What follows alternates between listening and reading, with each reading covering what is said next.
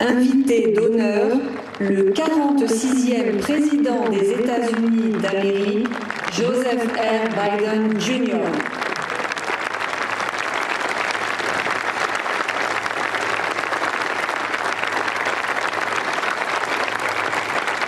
The hour had nearly come. Monday, June 5th, 1944. The evil of Hitler's Third Reich was devastating the world. Nazi Germany had subjugated the once free nations of Europe through brute force, lies, and twisted ideology of racial superiority. Millions of Jews murdered in the Holocaust. Millions of others killed by bombs, bullets, bloody warfare. Hitler and those with him thought democracies were weak, that the future belonged to dictators. Here, on the coast of Normandy, the battle between freedom and tyranny would be joined. Here, on that June morning, the testing was at hand. President Macron, Mrs. Macron, Secretary Austin, Secretary Blinken, distinguished guests, most of all, our honored veterans who met that test at the ages, a test of ages to that moment, 80 years ago. 80 years ago today.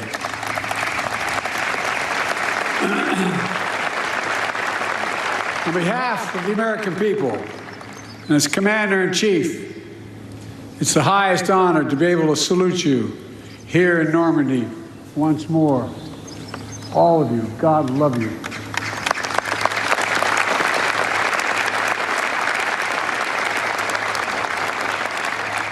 Winston Churchill called what happened here, quote, the greatest, most complicated operation ever, end of quote.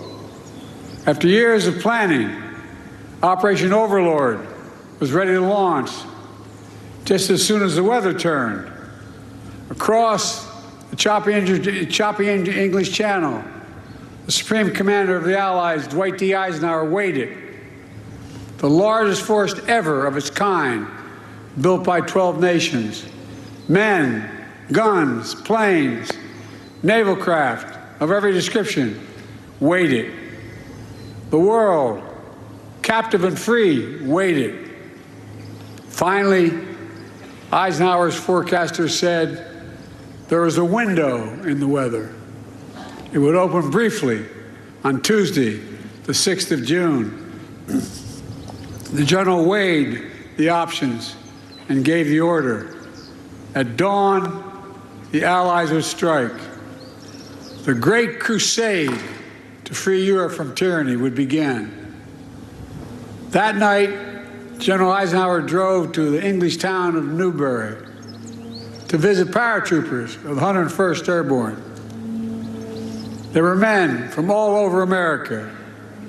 It was estimated that 80% of them would be killed within hours. That was the estimate. But they were brave, they were resolute, and they were ready. One soldier told General Eisenhower, quote, don't worry, sir. The 101st is on the job. Everything will be taken care of. That's what he said. And because of their courage and their resolve, because the courage and resolve of their allies, it was taken care of. From the sea and sky, nearly 160,000 Allied troops descended on Normandy. Many, to state the obvious, never came home. Many survived that longest day, kept on fighting for months until victory was finally won. And a few, a notable band of brothers, are here with us today. Kenneth Blaine Smith is here. On that day, under heavy artillery fire, he operated a rangefinder and radar on the first American ship to arrive at Normandy's coast, providing direct gunfire support for the Rangers scaling the cliffs of Pointe du Hoc on their daring mission to take out the German batteries. Bob Gibson is here. He landed on Utah Beach about 10 hours after the invasion began. Bullets flying everywhere, tracers lighting up the sky. Bob drove an M4 tractor with anti-aircraft gun mounted on top, providing critical protection for the infantry against the German Air Force. On that day, and for many days after, he continued. Ben Miller is here, a medic with the 82nd Airborne. At 3 a.m. on June 6th, he and 13 other medics flew over the channel in a rickety glider. Its wings were ripped off by giant poles that the Germans buried halfway in the ground to stop them from landing. They crashed, but they survived. And they did their duty, dragging injured soldiers to safety, treating wounds, saving lives while the battle raged. Every soldier who stormed the beach, who dropped by parachute or landed by glider, every sailor who manned the thousands of ships and landing craft, every aviator who destroyed German-controlled airfields, bridges, and railroads, all were backed by other brave Americans, including hundreds of thousands of people of color and women who courageously served despite unjust limitations on what they could do for their nation. Lewis Brown is here, part of the Red Ball Express, a truck convoy made up of mostly African-American drivers. They landed in Normandy in the wake of D-Day. They rushed supplies to the rapidly advancing front lines. Woody Woodhouse is here, members of the legendary Tuskegee Airmen, who flew over 15,000 sorties during the war. Marjorie Stone is here. She enlisted in the women's branch of the Naval Reserve, became an aircraft mechanic, spent the war keeping American planes and pilots in the air. Theirs has always been the story of America. Just walk the rows of this cemetery as I have. Nearly 10,000 heroes buried side by side, officers and enlisted, immigrants and native-born, different races, different faiths, but all Americans. All served with honor when America and the world needed them most. Millions back home did their part as well. From coast to coast, Americans found countless ways to pitch in. They understood our democracy is only as strong as all of us make it together. The men who fought here became heroes, not because they were the strongest or toughest or more fiercest, although they were, but because they were given an audacious mission, knowing, every one of them knew, the probability of dying was real. But they did it anyway. They knew, beyond any doubt, there are things that are worth fighting and dying for. Freedom is worth it. Democracy is worth it. America is worth it. The world is worth it. Then, now, and always. The war in Europe didn't end for another 11 months. But here, the tide turned in our favor. Here, we proved the forces of liberty are stronger than the forces of conquest. Here, we proved that the ideals of our democracy are stronger than any army or combination of armies in the entire world. We proved something else here as well, the unbreakable unity of the Allies. Here with us are men who served alongside the Americans that day, wearing different flags on their arms, but fighting with the same courage for the same purpose. What the Allies did together 80 years ago far surpassed anything we could have done on our own. It was a powerful illustration of how alliances, real alliances, make us stronger. A lesson that I pray we Americans never forget. Together we won the war. We rebuilt Europe, including our former enemies. It was an investment in what became shared and a prosperous future. We established NATO, the greatest military alliance in the history of the world. And over time, you got it, it is. And over time, we brought more nations into NATO, the NATO alliance, including the newest members, Finland and Sweden.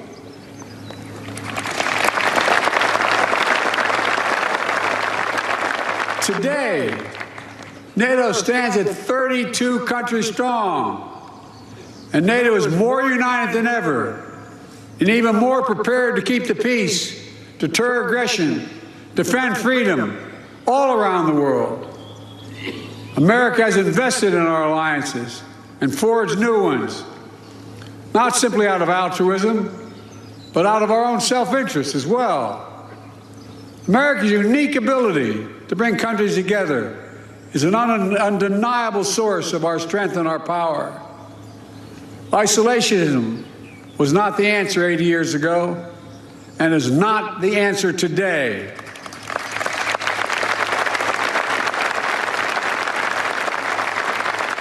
We know the dark forces that these heroes fought against 80 years ago. They never fade. Aggression and greed, the desire to dominate and control, to change borders by force, these are perennial. The struggle between a dictatorship and freedom is unending.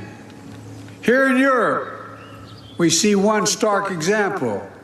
Ukraine has been invaded by a tyrant bent on domination. Ukrainians are fighting with extraordinary courage, suffering great losses, but never backing down.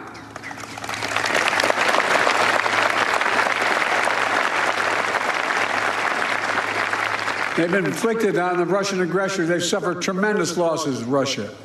The numbers are staggering. 350,000 Russian troops dead or wounded. Nearly 1 million people have left Russia because they can no longer see a future in Russia. The United States and NATO and a coalition of more than 50 countries standing strong with Ukraine. We will not walk away. Because if we do, Ukraine will be subjugated, and it will not end there. Ukraine's neighbors will be threatened. All of Europe will be threatened.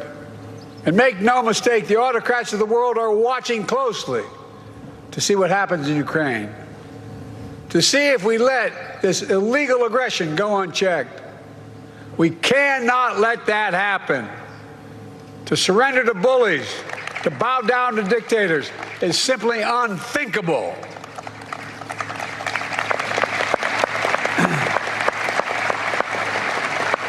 Were we to do that, it means we'd be forgetting what happened here in these hallowed beaches. Make no mistake, we will not bow down.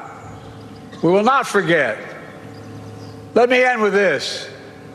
History tells us freedom is not free. If you want to know the price of freedom, come here to Normandy. Come to Normandy and look. Go to the other cemeteries in Europe where our fallen heroes rest. Go back home to Arlington Cemetery. Tomorrow, I will pay respects at Pointe du Hoc. Go there as well and remember, the price of unchecked tyranny is the blood of the young and the brave. In their generation, in their hour of trial, the Allied forces of D-Day did their duty. Now the question for us is, in our hour of trial, will we do ours? We're living in a time when democracy is more at risk across the world than any point since the end of World War II, since these beaches were stormed in 1944. Now we have to ask ourselves, will we stand against tyranny, against evil, against crushing brutality of the iron fist? Will we stand for freedom? Will we defend democracy? Will we stand together? My answer is yes, and only can be yes.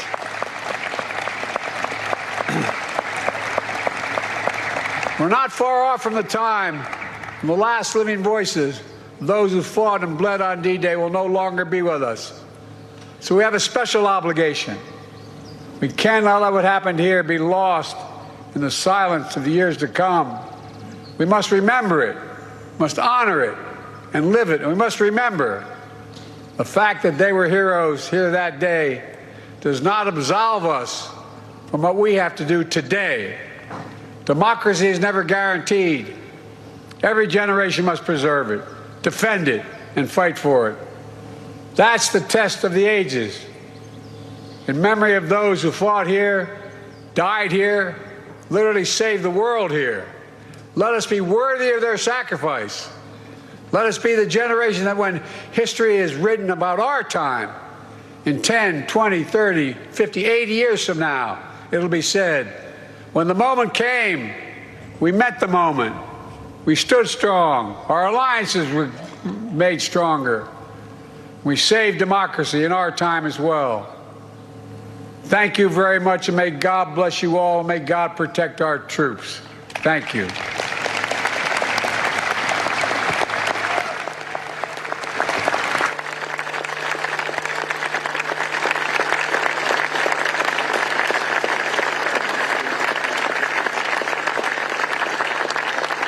Distinguished guests.